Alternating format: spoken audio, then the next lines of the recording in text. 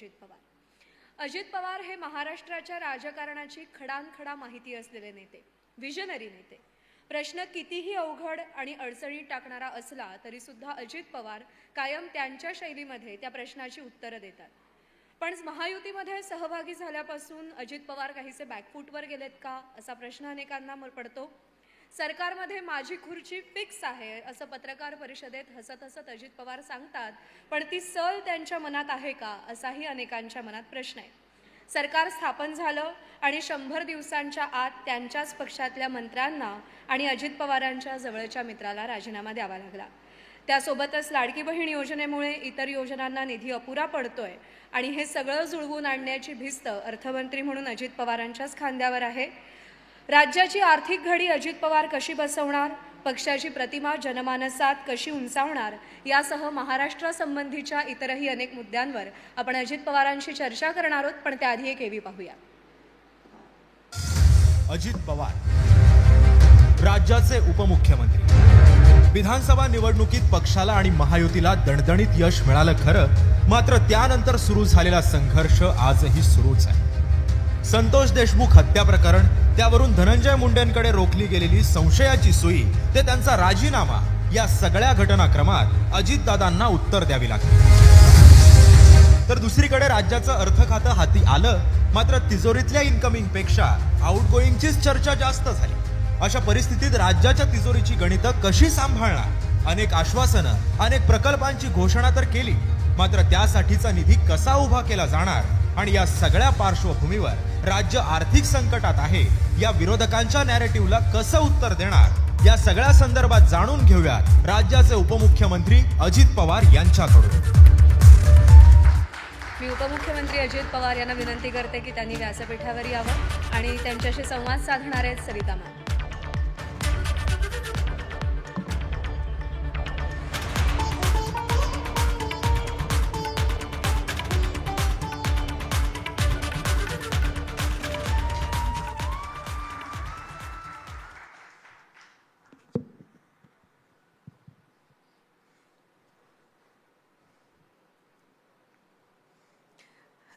अजितदादा, तुमचं खास स्वागत करते. आजचा दिवस तुमच्यासाठी किती बिझी होता आम्हाला माहिती आहे, पण तुम्ही तरीही वेळात वेळ काढला, त्यामुळे खूप खूप धन्यवाद. मी खास आभार मानतो. धन्यवाद.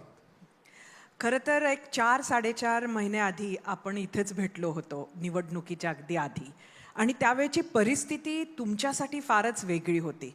लोकसभेचा निकाल आलेला होता आणि विधानसभेत म्हणजे तुम्ही आशावादी होतात, पण खरंच परसेप्शन बाहेर काय होतं सांगता येत नव्हतं. आणि त्यानंतर आज आपण इथं बसलो आहोत. 100 दिवस सरकार स्थापन होऊन झालेले आहेत. उपमुख्यमंत्री आपण अनेकदा राहिला आहात, ते तुमच्यासाठी नवीन नाही, पण दादा हे 100 दिवस कसे राहिले? काय झालं, निवडणुकीचा निकाल, एक तर लोकसभेचा निवडणुकीचा निकाल लागला त्यावेळेस आम्ही महायुतीचे देवेंद्रजी, एकनाथराव, आम्ही सगळेच थोडेसे नर्वस झालेलो होतो. साहजिकच कार्यकर्ते नर्वस झालेले होते, लोकप्रतिनिधी पण आता काय होणार, कारण 31 आणि 17 फार मोठा, देशामध्ये पंतप्रधान नरेंद्र मोदी साहेबांचं सरकार आलं होतं, पण ज्या पद्धतीनं महाराष्ट्राने पाठबळ द्यायला पाहिजे होतं, खासदारांच्या संख्येबळ सपोर्ट द्यायला पाहिजे होता, तो दिला गेला नाही. आणि त्याच्यामुळं समोरचे लोक एकदमच एक उत्साही झालेले होते की आता आपण आलोच. म्हणजे विधानसभेच्या निवडणुकीच्या निमित्तानं फक्त CM DCM कोण व्हायचं, खाती कोणती कोण घ्यायचं इथपर्यंत त्यांचं चर्चा. आणि आम्ही तिघांनी मिळून, कारण आम्हाला तिघांनाही कळत होतं की आता आमच्या सगळ्यांचा करिअरचा प्रश्न आहे, आमच्या भवितव्याचा प्रश्न आहे, आमच्या बरोबर असणाऱ्या सहकाऱ्यांचा देखील पुढचा सगळा एकंदरीत राजकीय प्रवास तो सगळ्यात महत्त्वाचा आहे. आणि मग असं असताना आम्ही विचार करत होतो कुठल्या योजना द्यायच्या, काय करायचं.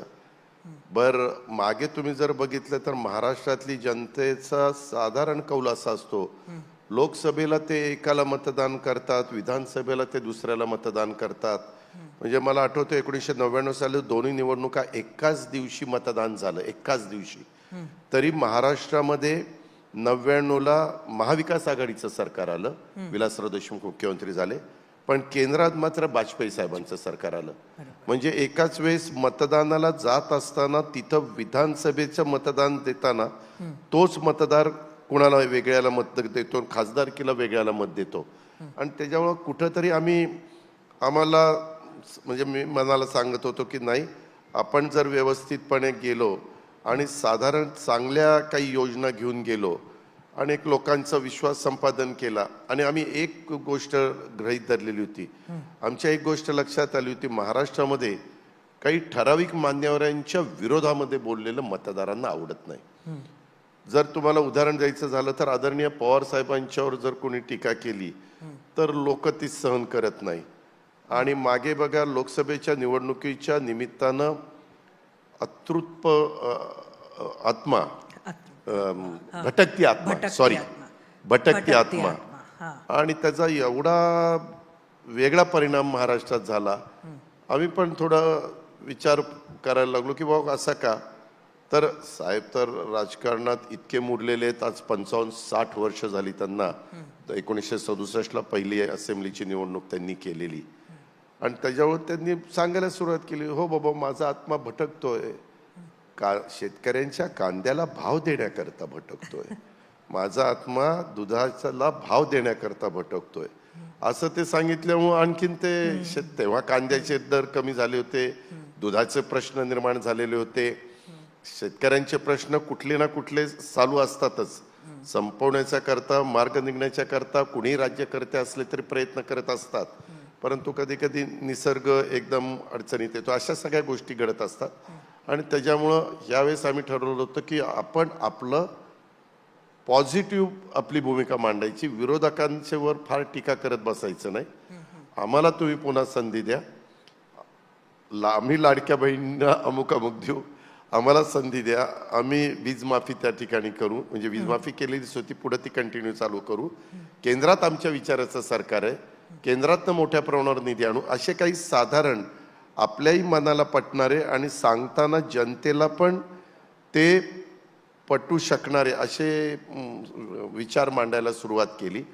आणि थोडंसं आम्हाला जागा वाटपामध्ये थोडं ओढाओढी झाली, खिचताण झाली, परंतु तरी त्याच्यातनं मार्ग काढला की पहिल्यांदा आपण सगळ्यांनी बहुसंख्येने निवडून येणं महत्त्वाचं आहे. मग त्याच्यात एकनाथरावजी असतील, देवेंद्रजी असतील, मी असेल, बाकीचे सगळे आमचे मान्यवर असतील. आणि मग त्याच्यातनं पुढं गेलो आणि जनतेने म्हणजे खरोखरीच कुणालाच वाटलं नव्हतं की इतक्या जागा आम्हाला मिळतील. आणि विरोधकांना कधी वाटलं नव्हतं की आपण 2 आकडी संख्येमध्येच त्या ठिकाणी राहू. परंतु जनादर सर्व महाराष्ट्राची निर्मिती झाल्यापासून महाराष्ट्राच्या इतिहासात इतका एकतर्फी निकाल लागलेला नव्हता. पण तो निकाल लागला, आम्ही शांतपणे तो स्वीकारला. आणि त्याच्यानंतर ह्यावेळेस अर्थसंकल्प सादर करत असताना मुख्यमंत्री देवेंद्रजींना सांगितलं, एकनाथरावजींना सांगितलं, आपल्याला थोडं आर्थिक शिस्त लावावी लागेल. आपली परंपरा वेगळी आहे. आपलं आजपर्यंत राज्याची एकंदरीत ज्यांनी ज्यांनी राज्याचं नेतृत्व केलं त्यांची कारकीर्द जर आठवली तर आपली इतर राज्यांच्या तुलनेने देशामध्ये आपल्याकडे बघण्याचा दृष्टिकोन वेगळा आहे. आणि त्याच्यामुळे जे काही केंद्राचे आपल्याला नियम आहेत की किती टक्के तुम्ही लोन काढलं पाहिजे, तुमच्या स्थूल उत्पन्नाच्या किती टक्क्यामध्ये तुम्ही राहिलं पाहिजे, अशा त्या सगळ्या गोष्टीच्या ते जे मापदंड जो दिलेला आहे त्याच्या बाहेर जायचं नाही. आणि त्यावेळेस तुम्ही सगळ्यांनी मला सहकार्य करा. पण दोघांनी सांगितलं ठीक आहे आपल्याला. आणि आपण हा 8 वर्षाचा अर्थसंकल्प सादर करत नाही, 5 वर्ष डोळ्यासमोर ठेवून अर्थसंकल्प सादर करतो. यावेळेस थोडंसं आपल्याला काही कठोर भूमिका घ्यावी लागेल. काही बाबतीमध्ये आता जी कामं चाललेली आहेत त्याची बिलं देणं आणि ती पूर्णत्वाला नेणं, त्याच्याकरता आपल्याला प्रथम लक्ष द्यावं लागेल. ह्या सगळ्या गोष्टीला आम्ही प्राधान्य दिलं आणि तो अर्थसंकल्प त्या ठिकाणी मांडला 7,20,00,000,000 आणि मला ते त्यांनी आमच्यावर वेगवेगळे अर्थसंकल्पाच्या चर्चेतनं मुद्दे काढले. तुम्ही आता किती पैसे देणार, तुम्ही हे सांगितलं, तुम्ही ते सांगितलं, तुम्ही हे करणार का, ते करणार का. मी त्यांना म्हणालो की बाबा साधारण आर्थिक एकंदरीत आमचं सगळी सोंग करता येतात, पैशाचं सोंग करता येत नाही, परंतु ते उद्या म्हणणार आहेत मग तुम्हाला पहिलं कळलं नाही का की सोंग का शायर करायला निघाला. पण आता जे झालंय ते झालंय. आता ते दुरुस्त करणं आणि त्याच्यातून जनतेला विशेषतः गरीब घटकाला मदत करणं आणि ज्यांची ऐपत आहे त्यांच्याकडनं कुठल्याही परिस्थितीमध्ये टॅक्स त्याच्यामध्ये कुठंही त्रुटी न राहता तो ट्रेजरीमध्ये कसा येईल त्याबद्दलचा प्रयत्न करणं आणि ह्याच्यातून हे वर्ष आम्ही व्यवस्थित काढलं तर आपलं राज्य एवढं मोठं आहे की पुढच्या वर्षी ते रुळावर यायला काही अडचण राहणार नाही.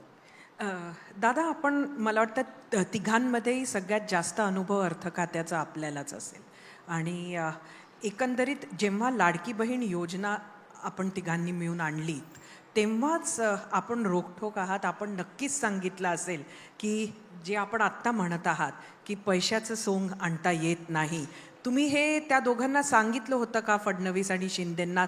त्यावेळेलाही तुमची काय भूमिका होती? सरिताताई, मी ते जर सांगितलं असतं तर आम्ही परत आलो असतो. पहिल्यांदा सरकार कसं येईल हे बघणं. आम्ही काही साधू संत नाहीये. आम्ही बरं बाबा ठीक आहे ह्या विरोधी पक्षात बसायचं, बरं विरोधी पक्षात बसू.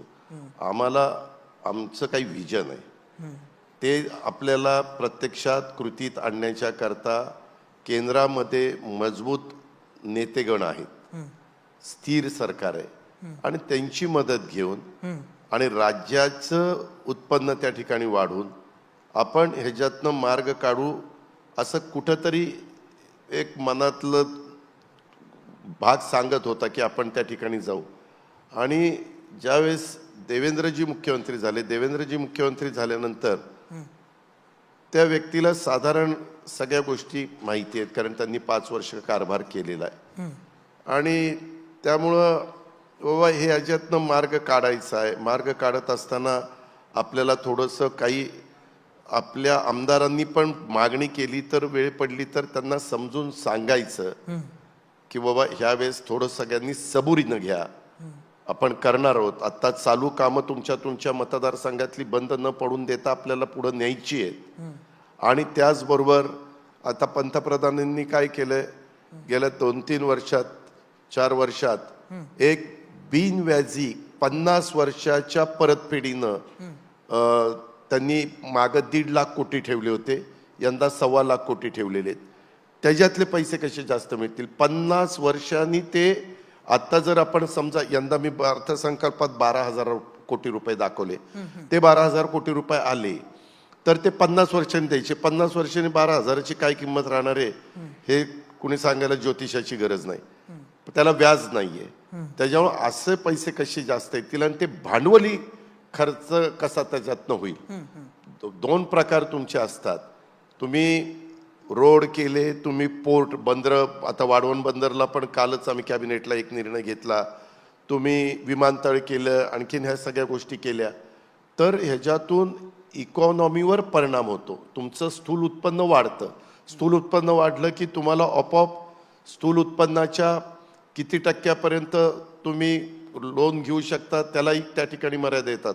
परवा मी रिप्लायमध्ये हे सगळं सांगितलं की आज जरी 9 लाख कोटी रुपये आपल्यावर कर्ज दिसत असलं तरी त्या काळामध्ये स्थूल उत्पन्न किती होतं आणि त्यावेळेस कर्ज किती होतं त्याची तुलना करता आता 49 लाख कोटी असताना 9 लाख म्हणजे ते पर्सेंटेजमध्ये कसं कमी आहे असं दाखवल्यानंतर विरोधकांना पण ते मान्य करावं लागलं. कारण मी जे काही सांगितलं ते खरं सांगितलं, राज्याच्या हिताचं सांगितलं. आणि बाकीच्या बाबतीमध्ये पण काही गोष्टी आम्ही कुठलीच योजना बंद करणार असं म्हटलेलं नाही. मी फक्त सांगितलेलं आहे काही काळानुरूप काही योजना जर केंद्राची पण तशीच आली राज्याची पण तशीच आली तर आपण राज्याची बंद करतो आणि केंद्राच्या योजनेचा फायदा घेतो. 60-40 किंवा 75-25 80-20 अशी पण योजना असू शकते. त्या योजनेचा पुरेपूर फायदा घ्यायचं मुख्यमंत्र्यांनी उपमुख्यमंत्र्यांनी मी ठरवलेलं आहे. सगळ्या सूचना तशा प्रकारे सचिव लोकांना दिलेल्या आहे. आम्ही त्याच्या संदर्भातली काही जबाबदारी ठराविक लोकांच्यावर टाकलेली आहे आणि त्या पद्धतीनं आमचा फॉलोअप सुरू आहे. त्याच्यामध्ये स्वतः देवेंद्रजींचे पण आत्ता परत मुख्यमंत्री झाल्यामुळं त्यांचे सेंट्रलमध्ये पण अनेकांशी जिव्हाळ्याचे संबंध आहेत, आमचे पण प्रमुखांशी संबंध आहेत आणि त्याच्यामुळं आपण पॉझिटिव्ह एखादा गोष्ट घेऊन गेलो तर कुणी तिथं नाही म्हणत नाही. अशा पद्धतीनं केंद्राचा जास्त आणायचा, बिनव्याजी जे पैसे मिळतात ते जास्त आणायचे, जायका वगैरे असे 0.5%, 1%, 2% वगैरे अशा पद्धतीनं पैसे. आज मार्केटमध्ये काही काही जगातल्या देशांच्या मध्ये एवढा पैसा आहे की त्यांना तो पैसा कुठंतरी द्यायचा आहे, परंतु तो देताना तो त्यांच्याकडे परत आला पाहिजे असा विचार करतात. त्यावेळेस संपूर्ण देशावर नजर टाकली तर महाराष्ट्राला ते प्रथम प्राधान्य देतात. आज देखील विरोधकांनी किती आमच्यावर टीका केली की आमच्या इथले प्रकल्प बाहेर चाललेले आहेत, परंतु सरिताताई असं नाहीये. आपल्यामध्ये फॉरेन FDIची इन्व्हेस्टमेंट सगळ्यात जास्त आज आपल्या महाराष्ट्रातच झालेली आहे. आणि त्यामध्ये आमचे देवेंद्रजी पण आम्ही सगळेच जण एक उद्योगधंद्यांना पोषक अशा प्रकारचं वातावरण कसं राहील आमचं इथपर्यंत ठरलेलं आहे. काही काही ठिकाणी कधी कधी काही पक्षाचे लोकप्रतिनिधी तिथं प्लांट उभा करत असताना त्रास देतात. आमच्याकडनंच हे घ्यायचं, आमच्याकडनंच ते घ्यायचं, आमचीच मशीन लावायचे, तुमचेच मशीन लावायचे. आम्ही सांगितलेलं आहे की असं जर कोणी केलं आणि जर ते कानावर आलं तर तो कुठल्या पक्षाचा आहे, तो कुणाच्या जवळचा लांबचा आहे बघायचं नाही. पोलिसांनी SP असेल तर SPनी, CPच्या एरियात असेल तर CPनी कारवाई करायची आणि त्यांचा बंदोबस्त करायचा. कारण तसं केल्याशिवाय एक लोकांनाही विश्वास वाटणार नाही, उद्योगपतींना, की नाही बाबा आता आम्हाला इथं व्यवस्थितपणे त्या ठिकाणी मदत होती. आणि त्याच्यामुळं ह्या गोष्टी पण आम्ही स्वीकारलेल्या आहेत आणि त्या रस्त्याने आम्ही पुढं चाललेलो आहे. हा अत्यंत स्वागतार्ह खरं तर निर्णय म्हणावा लागेल. आत्तापर्यंत महाराष्ट्रात जे काही जनता म्हणून लोकांनी बघितलंय ते बघता. आर्थिक शिस्तीबद्दल आपण बोललात. एक समजून घेण्याचा प्रयत्न करते की ही जी काही आर्थिक शिस्त आहे, काही काळ आपल्या राज्याच्या विकासाची गती त्यामुळे कमी होणार आहे का? राज्याच्या विकासाची गती कमी होणार नाही. त्याचं कारण असं आहे, आपल्या इथं म्हणजे विकास म्हणजे विकास कामांची होता. महाराष्ट्रामध्ये काम करायचं म्हटलं तर आपल्याकडे MMRD आहे. MMRDचं स्वतःचं अस्तित्व वेगळं आहे. MMRDच्या जमिनी विकतं, मुंबईत जमिनीचा भाव काय चाललेला आहे ते तुम्हाला माहिती आहे. त्याच्यावर ती यंत्रणा तिथं काम करते. कोस्टल रोडच्या निमित्तानं आज नॅशनल हायवेचे मिनिस्टर हे स्वतः गडकरी साहेब असल्यामुळं गडकरी साहेबांचा खूप मोठा फायदा राज्याला होतो. आपल्या राज्यामध्ये कितीतरी स्टेट जे हायवे होते ते नॅशनल हायवेमध्ये कन्वर्ट केले. त्याच्यावर तिथं तो निधी आपल्याला त्या ठिकाणी मिळतो. रेल्वेच्याही संदर्भामध्ये आपण आता काय करतो, रेल्वे मंत्रालयाने असं सुरू केलंय, तुम्हाला जिथं रेल्वे सुरू करायची सगळे पैसे आम्ही लावणार नाही, 50% त्या राज्याने लावत, मग 50% आम्ही लावू.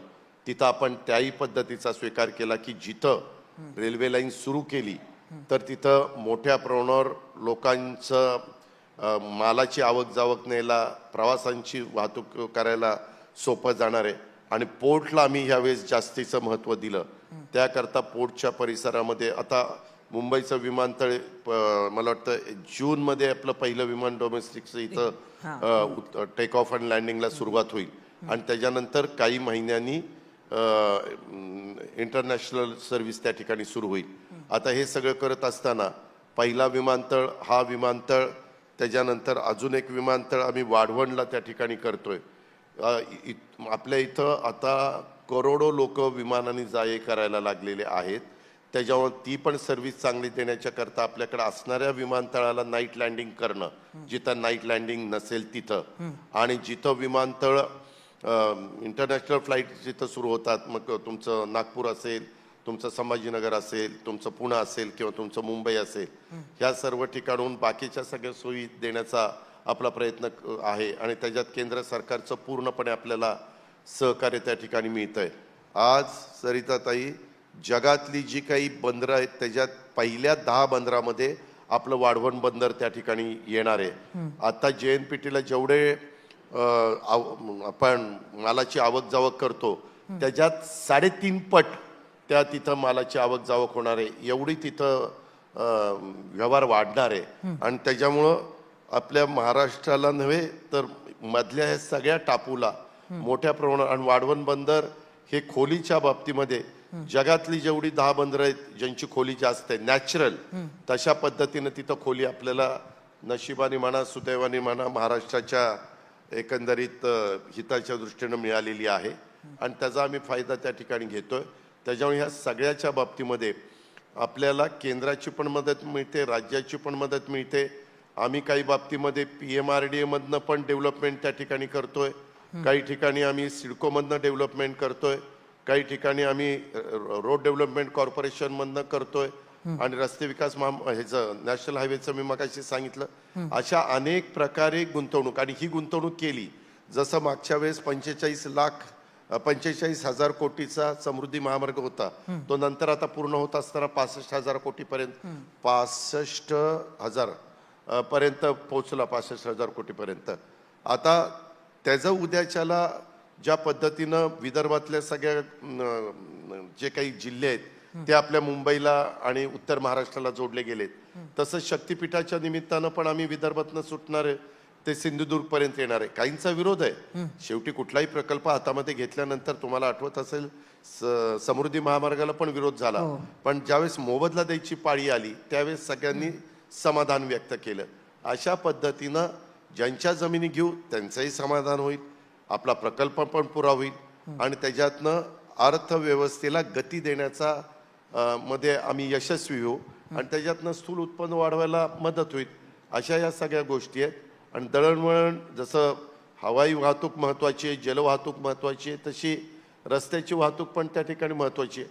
त्याच्यामुळे आम्ही हे चारही रेल्वे वाहतूक, जलवाहतूक, हवाई वाहतूक आणि रस्त्याची वाहतूक ह्या चारीला आम्ही महत्त्व दिलं आहे. आणि मुंबईसारखी शहरं, पुण्यासारखी शहरं, नागपूरसारखी शहरं, ठाण्यासारखी शहरं, पुणे पिंपरी चिंचवड मी एकच समजतो, अशांच्यामध्ये जे आता ट्रॅफिकचं सगळे आपल्याला बराच काळ थांबावं लागतं, तिथं आम्ही मेट्रोला प्राधान्य देतो. आजच चीफ सेक्रेटरी मला सांगत होत्या, काल का परवा त्यांची VCवर मीटिंग झाली आणि त्याच्यातनं काही भागामध्ये मेट्रो अजून वाढवण्याच्या करता त्याच्यामध्ये साधारण 50% वित्तीय संस्थांकडनं आपण पैसे उभे करतो, त्याच्यामध्ये 10% रक्कम ज्या कॉर्पोरेशनमध्ये मेट्रो करायची त्यांचे घेतो, 20% राज्याचे टाकतो आणि 20% तुमच्या केंद्राचे टाकतो. त्याच्यामुळं आपले स्वतःचे पैसे 20%च असतात. 80% असे बाकीचे पैसे उभे करून त्याच्यातनं व्यवस्थितपणे प्रवासी मिळाले की त्याचं रिपेमेंट होतं. त्याच्यामुळं ह्या सगळ्या गोष्टीला आम्ही प्राधान्य देतो. आता आपण पुणे आणि मेट्रो बद्दल म्हटलं, राज ठाकरे म्हणतात की पुणे हे अमिबासारखं वाढतंय, म्हणजे त्यात तथ्य सुद्धा आहे ज्या पद्धतीनं पुणे वाढतंय. आता काहीतरी त्या दृष्टिकोनातून नियोजन होतंय का? बदलेल का परिस्थिती या पुण्याची? संदर्भामध्ये लोक कुठं राहायला जातात, जिथं लोकांना पाणी मिळतं, जिथं व्यवस्थित त्यांना कायदा सुव्यवस्था तिथं जिथं चांगली असते, जिथं बाकीचं करमणुकीच्या निमित्तानं त्या फॅमिलीला सुविधा उपलब्ध होतात, रेस्टॉरंट, हॉटेल, बाकीच्या ज्या काही गोष्टी असतात त्या तिथं उपलब्ध होतात. आज पुण्यामध्ये विद्येचं बाहेरघर असल्यामुळे सगळ्या प्रकारचं शिक्षण तिथं अवेलेबल होतं, म्हणून तिथं प्राधान्य देतात. परंतु आम्ही तसंच नाशिकला महत्त्व देतो, तसंच आम्ही नागपूरला महत्त्व देतोय.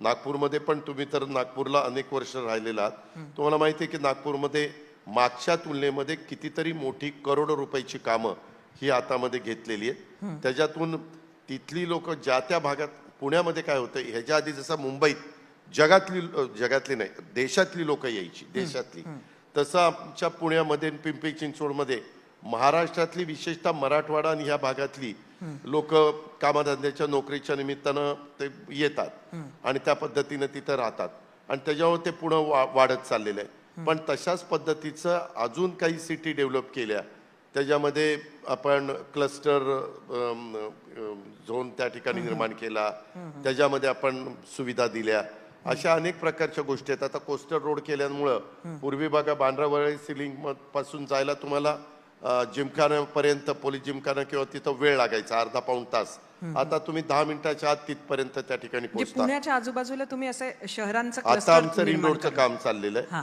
त्याची जमीन सगळी अक्वायर झालेली आहे, त्याची 10 टेंडर काढलेली आहेत. साधारण 2,000-2,15,000 कोटीचा एक टेंडर आहे, 20,000-22,000 कोटीचा तो प्रोजेक्ट आहे. तो प्रोजेक्ट झाल्यानंतर आत एक रिंग रोड आहे, हा रिंग रोड आहे तो पुणे आणि पिंपरी चिंचवडच्या बाहेर आहे. हा साधारण 190 किलोमीटर लांबीचा आहे, म्हणजे तुम्ही पुण्यावरून मुंबईला जाईपर्यंत जेवढं अंतर आहे तेवढं तशा पद्धतीनं आहे.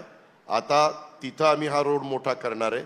त्याच्या आतमध्ये पुन्हा आमच्या रस्ते विकास महामंडळाचा हा होईल आणि PMRDAचा आतमध्ये होईल. तुम्ही पुण्यात पब्लिक न येता ज्यांना बेंगलोर मुंबई रोडनी यायचं ते बाहेरच्या बाहेर पुण्यात न येता गेले, इकडनं सोलापूरहून येत असताना बाहेरच्या बाहेर ते नगरला गेले, बाहेरच्या बाहेर ते नाशिकला गेले, बाहेरच्या बाहेर ते मुंबईला तिकडे गेले. तर हे पुण्यातलं जे वाहतुकीची गर्दी झालेली आहे ती गर्दी मोठ्या प्रमाणावर थांबायला आम्हाला निश्चितपणे यश मिळणार आहे.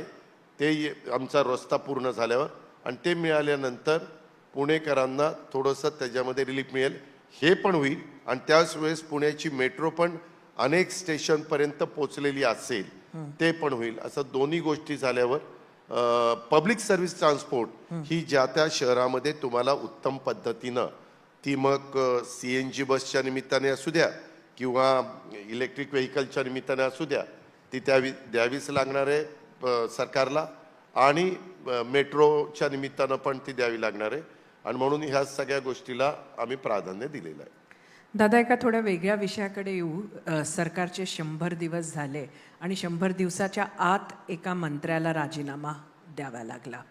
धनंजय मुंडेंना आपण कॅबिनेटमध्ये घेतलं, ही चूक होती की त्याहून मोठी चूक राजीनामा घ्यायला झालेला उशीर होता? सरिता, काय होतं, आता मागे मी एकदा राजीनामा दिला. मला माझ्यावर झालेले जे आरोप आहेत ते मला कुठंतरी असह्य होत होते, म्हणून मी माझा राजीनामा दिला. म्हणलं श्वेतपत्रिका काढा, एकदा श्वेतपत्रिका काय दूध का दूध पाणी का पाणी येऊ द्या आणि त्याच्यानंतर काय निर्णय घ्यायचा तो घेऊ द्या. आताच्या काळामध्ये अजूनपर्यंत SIT नेमलेली आहे, त्याच्यामध्ये CID आहे, त्याच्यामध्ये न्यायालयीन चौकशी पण त्या ठिकाणी चाललेली आहे. आम्हाला न्यायालयीन चौकशीच्या बद्दल विचारपूस करण्याचा अधिकार नाही जोपर्यंत त्यांची चौकशी पूर्ण होत नाही तोपर्यंत. पण आम्हाला SIT किंवा CIDला आम्ही विचारू शकतो की आत्तापर्यंत कुठं काही कोण कोण ह्याच्याशी संबंधित आहे. त्याच्यात कुठंही असं धागादोरा धनंजयपर्यंत पोचलेला नाही. परंतु ज्यावेळेस काही फोटो व्हायरल झाले, आता काहींनी आमच्यावर आरोप पण केले, देवेंद्र फडणवीस, अजित पवार, एकनाथराव शिंदेना हे फोटो आत्ताच दिसले का? आता तुम्ही जर CITच्या प्रमुख आहेत, SITच्या प्रमुख आहेत आणि कोणी CIDचे प्रमुख आहे, आम्ही काय बघू रे काय फोटो मिळाले, बघू रे कुणाचं काय संभाषण आहे, असं नाही. आम्ही फक्त बाबा तुमचं चौकशी नीट चालली ना, तुमच्यात कुणाचा राजकीय हस्तक्षेप नाही ना, तुम्ही कुणाच्या दबावाला घाबरू नका, आम्ही लोक तुमच्या पाठीचे, पारदर्शक तुम्ही चौकशी त्या ठिकाणी करा, एवढंच आम्ही सांगायचं झालं तर. परंतु ज्यावेळेस फोटो आले आणि ते फोटो बघितले गेले, ते फोटो बघितल्यानंतर ज्या वेदना प्रत्येकाला झाल्या, आम्ही पण माणूस आहे, आम्हाला पण त्या ठिकाणी त्या वेदना झाल्या आणि त्याच्यातनं निर्णय धनंजयनी घेतला. मी, धनंजय, चंद्रशेखर बावनकुळे, सुनील तटकरे, देवेंद्रजी त्या दिवशी बसलो देवगिरीला. खरं तर मीडियाला कळलं पण नाही आम्ही देवगिरीला कधी बसलो. सगळे इकडे तिकडे कॅमेरे लावून बसले होते. आम्ही व्यवस्थित बसलो, चर्चा झाली आणि सकाळी राजीनामा दिला गेला. राजीनामा तो त्या ठिकाणी मंजूर केला गेला आणि पुढे आम्ही गेलो. आता कुठलाही निर्णय घेतला तर चर्चा करायची म्हटलं तर तो आधी घेतला असता तर योग्य झालं असतं का? मंत्रिमंडळातच घेतलं नसतं तर योग्य झालं असतं का? प्रत्येकाला वेगवेगळ्या प्रकारच्या बाजू असतात. जे झालंय ते झालेलं आहे, ते सगळ्यांच्या समोर आहे. त्या संदर्भामध्ये नंतर राजीनामा घेण्यात आलेला आहे आणि तिन्ही चौकशा झाल्यानंतर वस्तुस्थिती पुढे आल्यानंतर त्याबद्दलचे पुढचे निर्णय घेतले जातील. ह्याच्यामध्ये कुणीही दोषी, मुख्यमंत्र्यांनी सांगितले, आमच्या एकनाथरावांनी पण सांगितलंय आणि मी पण सांगितलेलं आहे, ह्याच्यामध्ये कुणालाही पाठीशी घातलं जाणार नाही. अशा प्रकारचं कृत्य शिवशाहू फुले आंबेडकरांच्या महाराष्ट्रात आम्ही कदापि सरकारमध्ये असताना खपवून घेणार नाही, हे पण मी निक्षून त्या ठिकाणी सांगतो. आणि त्याच्यामुळे त्या सगळ्या गोष्टी पुढे त्या ठिकाणी येतील. परंतु हे सगळं घडलेलं ही म्हणजे हे जे काही आत्ता झालंय ही वस्तुस्थिती घडलेली मी तुमच्यासमोर ठेवलेली आहे. धनंजय मुंडे स्वतः राजीनामा द्यायला तयार होते का? ह्या संदर्भामध्ये आत्ता हा तयार होता का नव्हता का काय, आता झालं गेलं, राजीनामा दिला, सगळं काही झालं. आता त्याच्यातनं होता नव्हता ह्याच्यातनं काय आणखीन आपण साध्य करणार आहे? सुप्रियाताई म्हणतात की येणाऱ्या 6 महिन्यात अजून एका मंत्र्याचा राजीनामा घेणार त्या आणि असंही त्यांचा अंगुली निर्देश मला वाटतं तुमच्याच पक्षाकडे होता. ठीक आहे, जर कोणी चुकीचं वागलं असेल, वागत असेल, एक तर प्रत्येक मंत्र्यांनी ज्यावेळेस आम्ही शपथ घेतो त्यावेळेस त्या शपथ डोळ्यासमोर ठेवून प्रत्येक गोष्ट फाईलवर सही करताना, निर्णय घेताना, धोरण ठरवताना, लोकांच्या मध्ये वागत असताना, अधिकाऱ्यांच्या प्रशासन चालवत असताना सगळ्या गोष्टीचं तारतम्य माझ्यासहित सगळ्यांनी ठेवलं पाहिजे. आता त्याच्यात जर उद्या कोणी चुका केल्या आणि त्या विरोधकांनी काढल्या आणि त्या चुका गंभीर असतील तर त्या व्यक्तीला त्याची किंमत मोजावी लागेल. दादा, पुण्याचा पालकमंत्री होणं कठीण आहे जास्त की बीडचं? नाही, माझा स्वभाव तरी असा आहे, मला कुठलाही पालकमंत्री करा, माझं काम स्ट्रेट फॉरवर्ड असतं. ह्याला वेगळी ट्रीटमेंट द्या, त्याला वेगळी, ह्याला पाठीशी घाला, त्याला तिकडं काहीतरी करा, असलं काही आपलं नसतं. आपलं आजपर्यंतचं काम जे सरळ असतं ते सरळ मार्गी असतं. त्याच्यावर कुठलाही जिल्हा बघायला मला काही अडचणीचं नाही आहे. त्याच्यात चुकीचं वागलं तर तो माझ्या पक्षाचा असला तरी मी तिथं कारवाई करीन आणि जर तो दुसरा कुठला असला तरी मी कारवाई करीन. मी आधीच तिथं सांगितलेलं आहे, अधिकाऱ्यांनाही सांगितलेलं आहे, सगळ्या लोकप्रतिनिधींना पण सांगितलेलं आहे आणि लोकांना साधारण माझी कामाची पद्धत माहिती आहे. त्याच्यामुळे मी काही जे घटनेने, कायद्याने, नियमाने, संविधानाने सांगितलेलं आहे त्याचं तंतोतंत पालन माझ्या सकट सगळ्यांनी तिथं काम करत असताना केलं पाहिजे. दादा, मंत्रिमंडळ जेव्हा बनत होतं तेव्हा तुमच्या पक्षातून जे काही लोकांना मंत्री बनवायचं होतं त्यात छगन भुजबळांचं नाव नव्हतं, हे सगळ्यांना फार आश्चर्याचं वाटलं. एक इतके मोठे ओबीसी नेता, त्यांना दूर ठेवणं, त्याची काही किंमत पक्षाला मोजावी लागेल असं वगैरे काही असेसमेंट आपण केलं नाहीत का? त्यामध्ये आपण भेटला पण नाही त्यांना, अशा रिपोर्ट्स होते. हो का, भेटलो नाही हे ह्याला काही अर्थ नाही. ह्यामध्ये भेटलो. आत्ताच मी इथं येताना मी भुजबळ साहेबांना सांगितलं, प्रफुल्लभाईंना सांगितलं, सुनील तटकरेला सांगितलं, हसन मुश्रीफांना सांगितलं, नजीब होता, नवाबाई होते की बाबा मी आता ABP माझाचा कार्यक्रम आहे, मी जातो. कारण आज आमची इतर पार्टी आमच्या राष्ट्रवादी काँग्रेस पार्टीची होती, तिथं आम्ही सगळेजण होतो. आपण आता फोन लावून विचारा, भुजबळ साहेब अजित पवार तुम्हाला सांगून आला का नाही? काय एखादी गोष्ट करताना हे असं झालं तसं झालं. मी असं म्हणलं होतं की भुजबळ साहेब नेते, आदरणीय नेते, आमचे प्रमुख नेते, त्यांनी आता राज्यसभेवर त्या ठिकाणी जावं.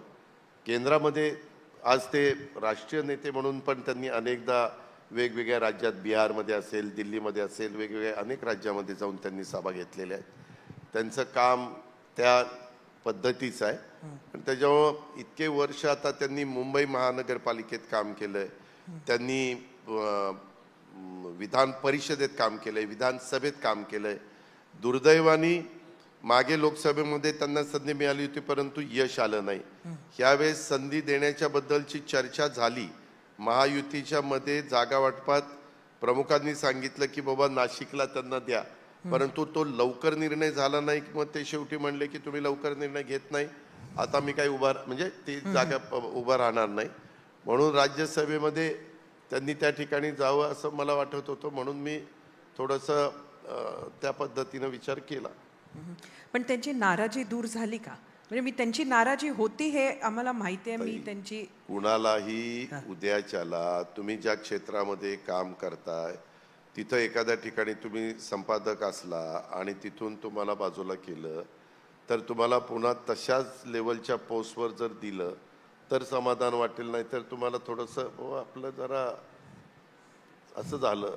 तशा पद्धतीनं त्यांना ते निश्चितपणे वाटलं असणार, परंतु माझा किंवा पक्षाचा तो हेतू अजिबात नव्हता. ते कालही आमच्याकरता आदरणीय वंदनीय होते, आजही आहेत आणि उद्याही त्या ठिकाणी राहतील. राज्यात एक विषय अजून सुरू आहे, ते म्हणजे औरंगजेबाचा विषय. आणि त्यावरून आता अगदी दंग्याची परिस्थिती नागपुरात आपल्याला बघायला मिळाली. बरंच कट कारस्थान बोलल्या जात आहे. एकंदरीत या विषयावर आपलं काय मत आहे? माझं मत आहे, शिवशाहू फुले आंबेडकरांचं ज्यावेळेस आम्ही नाव घेतो, छत्रपती शिवाजी महाराजांच्या काळामध्ये त्यांनी 18 पगड जाती, 12 बलुतेदारांना बरोबर घेऊन हिंदवी स्वराज्याची स्थापना केली. त्यांच्याही काळामध्ये अनेक सरदार हे मुस्लिम सरदार होते. दारुगोळा शिवाजी महाराजांचा जो ठेवायचा साठा ठेवायचा ज्यांच्यावर जबाबदारी होती तो मुस्लिम होता. असे मी तुम्हाला 15 ते 20 नावं त्या ठिकाणी आत्ता माझ्या मोबाईलमध्ये आहे की ते मी तुम्हाला दाखवू शकेन की असं होतं. ज्यावेळेस छत्रपती शिवाजी महाराजांनीच सर्वांना बरोबर घेऊन राज्य केलं हे इतिहासामध्ये नोंद आहे, हे सगळ्यांना माहिती आहे. तीच गोष्ट नंतर शाहू महाराजांनी केली, तीच गोष्ट बाबासाहेब आंबेडकरांनी केली, तीच महात्मा ज्योतिराव फुलेंनी केली, तीच अण्णाभाऊ साठेंनी केली. मग सावित्रीबाई फुले असतील, राजामाता जिजाऊ असतील किंवा त्या पुण्यश्लोक अहिल्यादेवी होळकर असतील, ह्या सगळ्यांनी केलेले आहे. ह्या महापुरुषांचं ज्यावेळेस आपण नाव घेतो त्यावेळेस त्यांनी त्या काळामध्ये इतक्या वर्षापूर्वी कसं सगळ्यांना बरोबर घेऊन जातीय सलोखा निर्माण करण्याचा प्रयत्न केलेला आहे. आणि मग असं असताना आज आपल्याकडं पण अनेक जाती धर्मांचे लोक आहेत. अशा प्रकारे कारण नसताना एकमेकाच्या बद्दल गैरसमज निर्माण करणं, एकमेकाच्या बद्दल एक दरी निर्माण करणं, हे काही मला स्वतःला बरोबर वाटत नाही. ते कधी काळी त्यांचं तिथं दफन करण्यात आलं, त्याला किती वर्ष झाली, आता इतकी वर्ष झाल्यानंतर आताच कशा करता हे उकरून काढायचं. त्याच्यात इतरांनी पण योग्य पद्धतीनं वागलं पाहिजे, अजिबात कायदा हातात घेण्याचा प्रयत्न कोणी करू नये आणि सगळ्यांनी गुण्या गोविंदांनी नांदावं, आपल्या आपल्या परीनं काम करावं. आपल्यामध्ये कायदा आहे, आपल्यामध्ये संविधान आहे, घटना बाबासाहेब आंबेडकरांनी उत्तम दिलेली, त्याचा आदर करावा. ह्या तिन्ही चारी गोष्टीचा आदर केला तर काही काळजी करण्याचं कारण नाही, असं माझं स्पष्ट मत आहे. असं म्हणतात की भाजपनं नितेश राणेंना टोन डाऊन करायला सांगितलंय, हा योग्य निर्णय आहे असं आपल्याला वाटतं? मी तुम्हाला सांगतो, ज्यावेळेस मंत्री म्हणून आपण काम करतो त्यावेळेस तो कुठल्याही पक्षाचा गटाचा तटाचा असला तरी त्यांनी वक्तव्य करत असताना तारतम्य ठेवून वक्तव्य केलं पाहिजे. आपल्या वक्तव्यामुळं आपल्या राज्यामध्ये कायदा सुव्यवस्था बिघडेल, त्याच्यातनं पोलीस दलाला आधीच भरपूर कामं असतात, त्याच्यात हे नवीन काम आणखीन त्यांच्या पाठीमागे लागेल.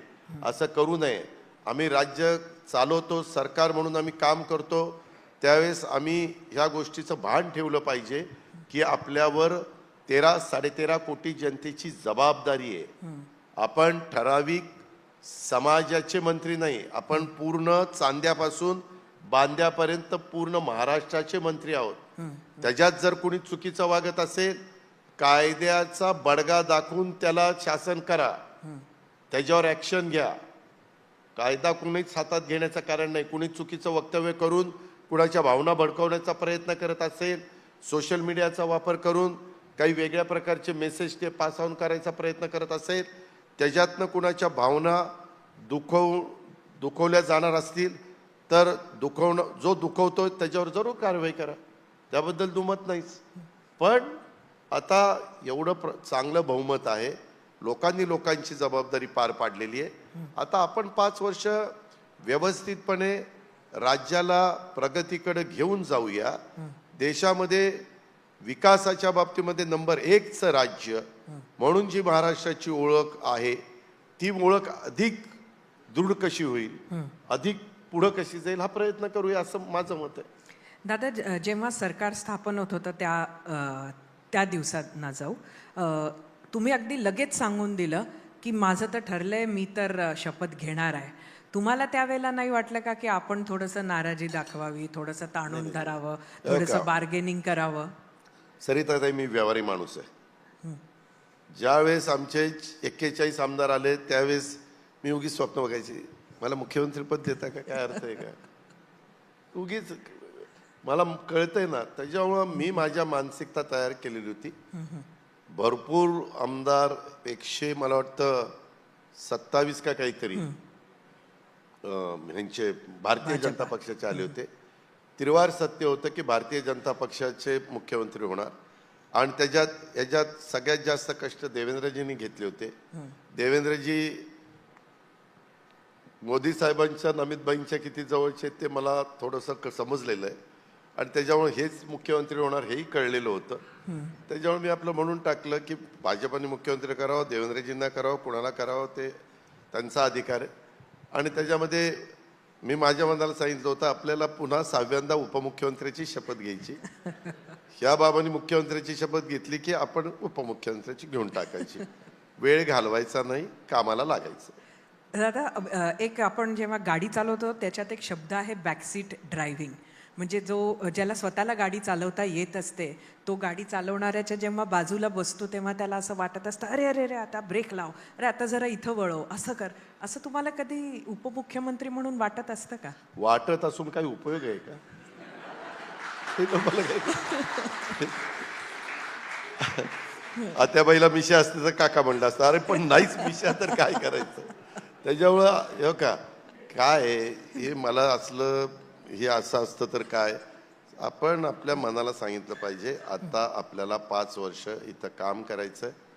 ते काम करत असताना महायुती बळकट करायची. महायुती बळकट करत असताना भाजपचा पक्ष बळकट करेल, शिवसेना एकनाथराव शिंदे त्यांचा पक्ष बळकट करतील, आपण आपला पक्ष बळकट करायचा आणि लोकांनी टाकलेला विश्वासाला कुठं तडा जाऊन न देता काम करत राहायचं. हे आपण ठरवलेलं आहे. एक शेवटाकडे येते. अमित शहांनी त्यांच्या पक्षाची जेव्हा मीटिंग घेतली त्यावेळेला 29ची निवडणूक ही एकट्यानं लढायची असं सांगून दिलंय. उद्याच्याला ते सांगणारच ना. प्रत्येक पक्ष हा निर्विवादपणे आपलं सरकार कसं येईल हा प्रयत्न करणार. ते त्यांच्या कार्यकर्त्यांना त्यांच्या बाकीच्या सहकाऱ्यांना काम करण्याच्या करता तसं सांगणार. त्यांनी जर सांगितलं पुढेही आपल्याला तिघांनाच लढायचं आहे, मग ज्या जागा माझ्या आहेत म्हणजे राष्ट्रवादीच्या आहेत आणि ज्या शिवसेनेच्या आहेत तिथले भाजपचे कार्यकर्ते म्हणतील कशाला आम्ही तिथं राहायचंय, राष्ट्रवादीचं आहे तिथं शिवसेनाचं आहे. त्याच्यामुळे तिथल्या कार्यकर्त्यांचा मॉरल वाढवण्याच्या करता त्यांनी तसं सांगितलं. दादा शेवटी मी पण उद्या माझ्या मीटिंग मध्ये सांगेल आपल्याला उद्या सगळ्या जागा लढवायच्या, पण आपल्याला माहिती आहे ना आपण किती जागा लढवणार आहे. आणि मी आपल्याला स्पष्ट सांगतो शिवशाहू फुले आंबेडकरांच्या महाराष्ट्रात 1985 नंतर कधी एका पक्षाचं सरकार आलेलं नाही. आणि आपली भौगोलिक परिस्थिती बघितली, विदर्भातली लोक वेगळा विचार करतात, पश्चिम महाराष्ट्रातली लोक वेगळा विचार करतात, मुंबईच्या 36 जागा वेगळा विचार करतात, कोकण वेगळा विचार करतं, मराठवाडा वेगळा विचार करतो, उत्तर महाराष्ट्र वेगळा विचार करतं. तुम्ही प्रत्येकाचं थोडंसं माहिती घेतलीच असेल पण अजून जरा खोलात जाऊन घ्या. त्यामध्ये प्रत्येक जण वेगळ्या अँगलनी बघत असतो आणि विचार करत असतो. त्यामुळं या राज्यामध्ये मला नाही वाटत लवकर कुठं एका पक्षाचं सरकार येईल. प्रत्येकाला सरकार आणण्याच्या करता कुणाची मदत ही घ्यावीच लागणार आहे. हा आजपर्यंतचा 85 ते 15 वर्ष ही 25 वर्ष 40 वर्षाचा इतिहास आपल्या सगळ्यांच्या समोर आहे. दादा शेवट आपण रॅपिड फायर राऊंडनी करू. अगदी एका शब्दात उत्तर दिलं तर बघा, तुम्ही अनेक मुख्यमंत्र्यांचे उपमुख्यमंत्री राहिलात, सगळ्यात उत्तम मुख्यमंत्री तुमच्या विलासराव देशमुख. आता मीच याच्या पुढचं विचारू नाही शकणार कारण ते फार सविस्तर होईल. दिल्ली सोबत तुमच्यापेक्षा एकनाथ शिंदेचे जास्त चांगले संबंध आहेत असं तुम्हाला वाटतं का? कोणासोबत? दिल्ली अमित शहा आणि मोदी यांच्या बरोबर तुमचे जास्त चांगले संबंध आहेत की एकनाथ शिंदेचे? हो का, ते त्यांच्या पद्धतीने संबंध ठेवून आहेत, मी माझ्या पद्धतीने संबंध ठेवून आहेत. कारण शेवटी त्यांनाही त्यांच्याशी चांगलेच संबंध ठेवावे लागतील आणि मलाही चांगलेच संबंध ठेवावे लागतील. शेवटी जनतेने ठरवायचं कोण जास्त जवळचं आहे. मी काय सांग, तुम्हाला जास्त जवळचं कोण आहे, फडणवीस की शिंदे? देवेंद्र आता मुख्यमंत्री आहे. देवेंद्र पण आता, कारण आता फायनल सही देवेंद्रची असल्यामुळे सध्या देवेंद्रच म्हणावं लागेल. ज्यावेळेस फायनल सही एकनाथरावची होती तेव्हा विचारलं असतं तर मी म्हटलं असतं एकनाथराव. आतापर्यंतच्या सध्या ताई ठरवलंय कुणाला नाराज करायचं नाही सगळ्यांना. आतापर्यंतच्या संसदेतील कामकाज जर बघितलं तर सुनेत्रा वहिनींना तुम्ही 1 ते 10च्या स्केलवर किती मार्क द्याल? मी अजून कामकाजच तिचं बघितलं नाहीये. बरं, शेवटचा प्रश्न. राष्ट्रवादी शरदचंद्र पवार पक्षातील असा कोणी नेता आहे का की जो लवकरच तुमच्या बाजूला येणार आहे? मी मनकवडा नाहीये, त्याच्यामुळे मला काही कुणाच्या मनात काय चाललं माहिती नाही. त्यांनी त्यांचा पक्ष वाढवावा त्यांच्या पद्धतीनं, मी माझा पक्ष त्या ठिकाणी वाढवतोय. पण हे पेपरलाच आम्ही बातम्या वाचतो किंवा काही काहींना प्रश्न विचारून अशी संभ्रमावस्था निर्माण केली जाते. आणि मी अनेकदा माझ्या मीडियातल्या इलेक्ट्रॉनिक आणि प्रिंट मीडियातल्या मान्यवरांना विचारलं, ते म्हणले दादा अशा बातम्या दिल्याशिवाय ब्रेकिंग न्यूज होत नाही, ब्रेकिंग न्यूज झाल्याशिवाय आमचा TRP वाढत नाही. त्याच्यामुळे आम्हाला तर आमचा TRP वाढवायचा असतो. त्याच्यामुळे मी ह्या फार काही फंदात पडत नाही. मी खरंच सांगतो, मीच ठरवलेलं आहे आपलं आपलं काम करणं, आपल्या पक्षाची सभासद संख्या म्हणजे नोंदणी वाढवणं आणि जनतेने जो काही आपल्यावर जबाबदारी टाकलेली त्या जबाबदारीला व्यवस्थितपणे आपल्याला कसं जबाबदारीचं भान ठेवून पुढे जाता येईल ह्याबद्दलचा प्रयत्न करणं, हे मी अतिशय स्पष्टपणे मनाला ठाम सांगून पुढे चाललेलो आहे. दादा खूप खूप धन्यवाद, आपण आज आलात आणि येणाऱ्या आपल्या महाराष्ट्राच्या स्वप्नांसाठी खूप खूप शुभेच्छा. धन्यवाद. धन्यवाद. आज सकाळी देवेंद्र फडणवीस म्हणाले की अजित पवार खूप प्रॅक्टिकल नेते आहेत. महाराष्ट्रासारखं राज्य जिथे अस्मिता खूप टोकेरी आहेत आणि समाजकारण खूप भावनिक आहे, तिथे तुमच्या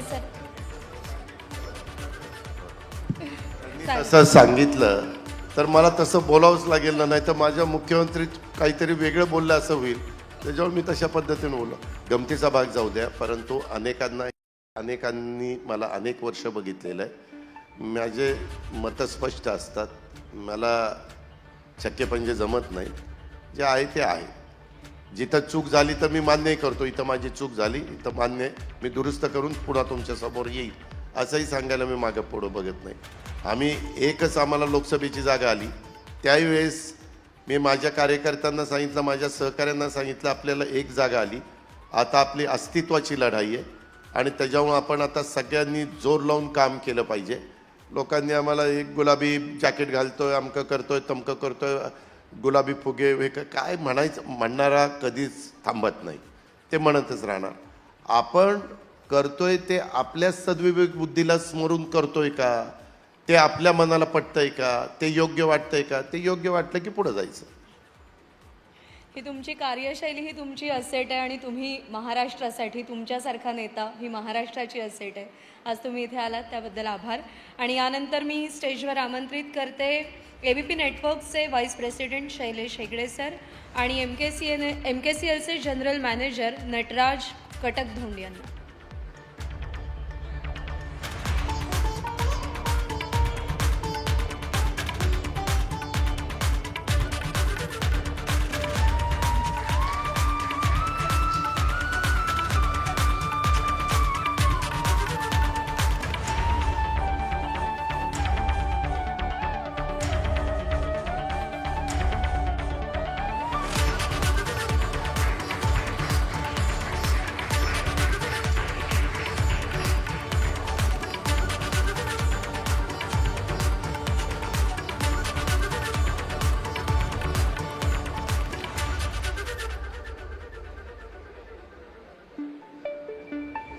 आणि यासोबत हा कार्यक्रम इकडेच संपन्न झाला असं जाहीर करते. धन्यवाद.